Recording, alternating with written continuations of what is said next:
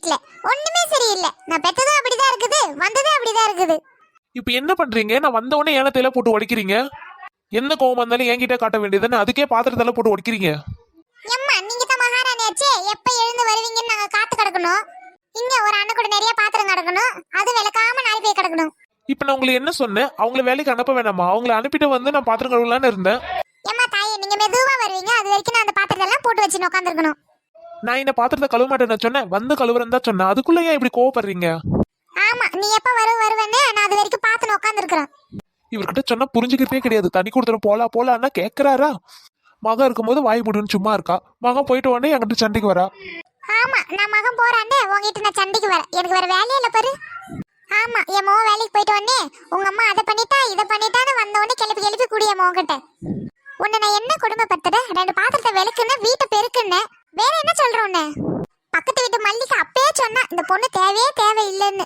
நான் தான் கேட்காம போய் இந்த பொண்ணு தான் வேணும்னு கூட்டின்னு வந்தேன். என் ஃப்ரெண்டுங்க அப்பயே சொன்னாலுங்க, மாமியா சரி கிடையாது, மாமியா முழிக்கிற மொழி சரியில்லைன்னு. நான் தான் மாப்பிள்ளை நல்லா இருக்கிறாருன்னு ஒத்துக்கினேன். ஆமா, என் மொழி சரியில்லை தான். நான் என்ன கொடுமைக்காரியா நானு? என் மோகம் சரியா இருந்தா நீ இந்த பேச்சு பேசுவியா? இப்ப எதுக்கு நீங்க கண்ணீர் வடிச்சுன்னு இருக்கிறீங்க? இப்ப நான் உங்களுக்கு என்ன சொல்லிவிட்டேன்? உன் பேச்சை கேட்ட ஆர்டர் இல்ல, அதான் நீ இந்த மாதிரி பேசுற. உங்க மோகம் வந்த உடனே அவ அதை பண்ணா இதை பண்ணா சொல்லி கண்ணீர் வடிச்சு இந்த வீட்டை 2 ஆக்கணும். அதானே உங்களுக்கு ஆசை? இந்த வயசான காலத்துல உங்ககிட்ட இதெல்லாம் கேட்கணும்னு என் தலையில எழுதிருக்கு. என்ன செய்ய, 1 ரூபா சோத்துக்கு இதெல்லாம் நான் கேட்கணுமா? உங்களுக்கு என்ன கொடுமைப்படுத்திட்டு நீங்க பேசின்னு இருக்கிறீங்க? நான் என்ன பேசிட்டேன்னு நீங்க அழுதுன்னு இருக்கிறீங்க? நான் வந்தவொடனே நீங்க தானே பாத்திரத்துல போட்டு உடைச்சது, நீங்க தானே என்ன சண்டையை வம்புக்கு இழுத்துது. உங்களுக்கு ஒரு மவ இருக்கால, அவன் மாமியா காரி வந்து சண்டை போட்டா நீங்க சும்மா இருப்பீங்களா? இப்ப எதுக்கு என் மோளை பத்தி இழுக்கிற? அவன் நல்லா இருக்கிறது உனக்கு பிடிக்கலையா? பேர் உங்ககிட்ட நான் பேசிட்டு இருக்கேன், என் மோளை எதுக்கு நீ இழுக்கிற? பிரச்சனை பண்றதுக்கு இப்படி சொல்லியே என் மோவை என் வீட்டுக்கு வரவே மாட்டாளே. ஒன்னா சொல்லி கொடுத்து என் மோவனி பிரிச்சுட்டடி. 2 பேரும் அண்ணன் தங்கச்சி பேச மாட்டாருங்க இப்போ. ஆமா, நான் தான் மௌனி பிரிச்சேன். அண்ணன் தங்கச்சி 2 பேரையும் நான் பிரிச்சு விட்டுட்டேன். நான் போறேன், எங்க வீட்டுக்கே நான் போறேன்.